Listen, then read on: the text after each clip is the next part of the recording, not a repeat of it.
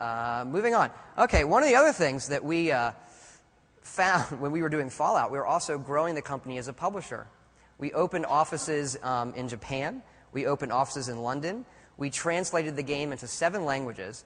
And if you played our games, it was literally 1 million words, 50 hours of dialogue. It's a huge undertaking.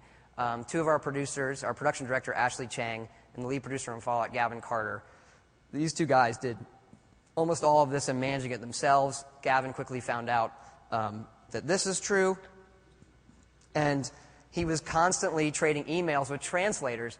Also, if you've played Fallout, the dialogue is kind of salty, sometimes, and so that goes through translation things. This is one of the perks. This isn't salty, but nerd rage perk, and so German translator asks. I don't need to read this, but it's kind of entertaining.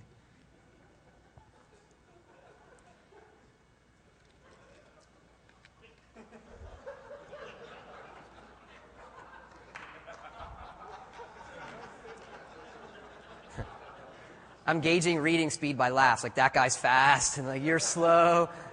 But Gavin would field, these questions on an ongoing basis. Always people translating the game. What's this? What's this? What's this? I think this is one of my favorites. This is a line that we have Mayor McCready. He's a foul-mouthed kid in the game. This is one of the lines he says, and the translator asks, "What are adult-sized stones?" And this is Gavin's reply.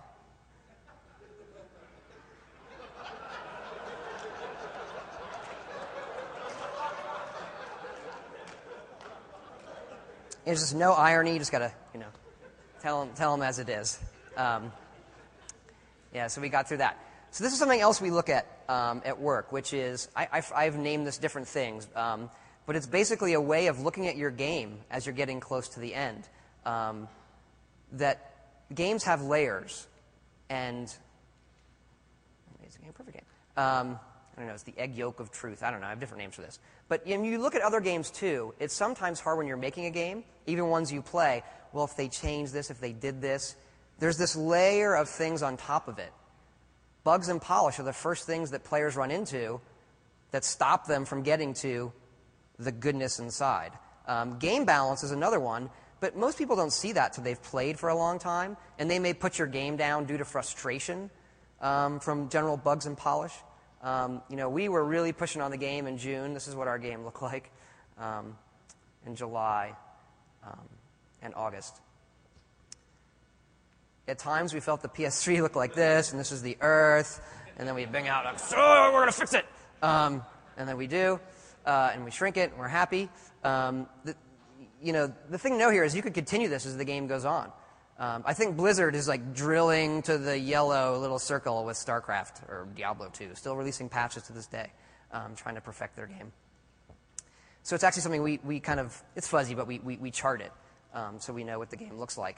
Another thing, here's a rough chart of us going through the development of Fallout and just what's the speed of the code, okay?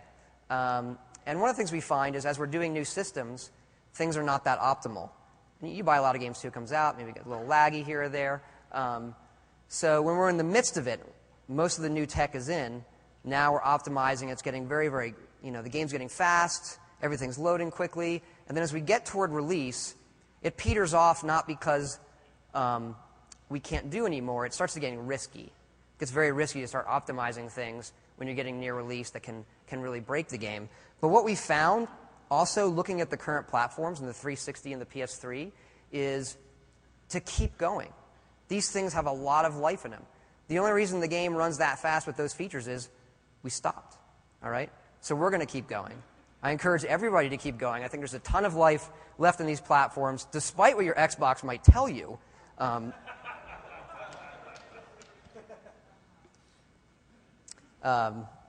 So I'm gonna start wrapping up. Again, excellent people. Your plan's not as important as your culture. Excellent game. Your ideas are not as important as your execution. And if you could pull this all off and really please all those constituencies, it's fantastic, right? Your team is happy. Pete Hines is happy. The guy who runs the company, he's happy. ESRB's leaving you alone. Everything's cool. Your Japanese office, they're good. Your London office is good. Our production director, Ashley, that's him. He's happy. NeoGaf, they got blood coming out their noses. The sales department, all right. Your art outsourcers are like, we're great. Isfan loves it. It's all good, right? I run into a lot of people here at DICE. How do you feel about it? Was it a success? And you just give them the TO.